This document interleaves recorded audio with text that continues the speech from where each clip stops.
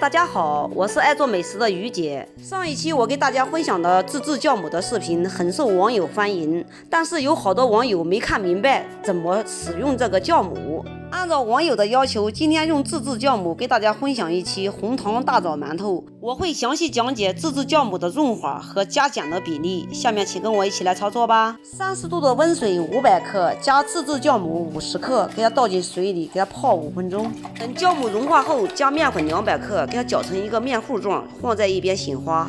在这里我要给大家说一下，上次做酵母的时候花好的老面糊总共是1300克，老面和水还有面粉我没有称，具体大约给大家讲了一下。今天为了给大家一个准确的食材比例，我把水、面粉、糖什么我都给它称得清清楚楚，让大家好明白是怎样做的。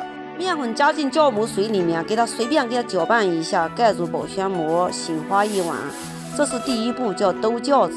早上起来掀掉保鲜膜，上面满是泡沫，用筷子搅拌一下，飘着酒香味，这就是起发好了，放在一边备用。准备800克面粉，加150克红糖，给它干拌均匀。把结块的红糖给它用手给它搓拌均匀。这一步是让红糖在和面的时候很快融化。红糖加在面里面直接和面，这是快速发酵法，就是用兜酵子的方法。假如头天晚上和面，红糖不能直接加在面里面，要等面发好再加。提前放红糖，红糖在面里面发久了会发酸发苦，影响口感。红糖搓拌均匀以后放在一边备用。现在来准备200克大枣，这是我提前洗干净的大枣，用剪刀把枣核给它剔出来，然后给它切成小粒备用。大枣切好以后放入我们提前混合好的红糖面粉里，然后用我们兜好了老酵子和面，边倒边搅拌，搅拌至大面絮状时开始下手揉面。做红糖大枣馒头，面尽量和硬一点，面软了蒸出来馒头不爽口，吃着黏黏的，感觉像没熟一样。面团和好以后，盖住盖子，放在温暖处醒花至2倍大。经过3个小时的醒花，扒开里面满是蜂窝状，像这样就算醒花好了。盆子里花好的湿面团是1900克，食材也是1900克。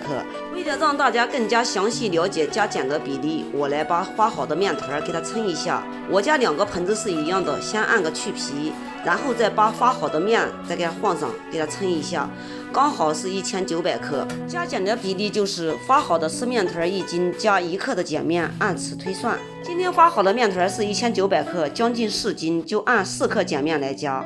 碱面用少量的温开水给它化开，然后加少量的面粉给它搅成面糊状，然后把和好的碱水面糊倒在发好的面上，给它揉搓均匀。加碱面的方法有好多种，可以加干碱面，也可以加碱水，但是和面糊这是最快融合在面里面的一种方法。碱面加进去以后，一定要把它揉搓均匀哦，这一步可不要偷懒，不然的话蒸出来馒头有黄斑，颜色不均匀，影响口感和卖相。碱面揉搓均匀后，给它搓成长条，给它切成大小均匀的小剂子，再把每个小剂子给它揉成馒头状。全部都揉好以后，盖上保鲜膜，2次醒花20分钟左右，把馒头醒花的轻飘飘的，像这样就可以了。提前把笼屉刷上1层油，均匀的摆放在笼屉里。全部都摆好以后，水开上锅蒸25分钟，焖5分钟就可以开锅了。馒头还没有开锅，满屋子飘香，真是太香了。时间到，先闪一个缝，把里面的热气散一散，然后再掀开。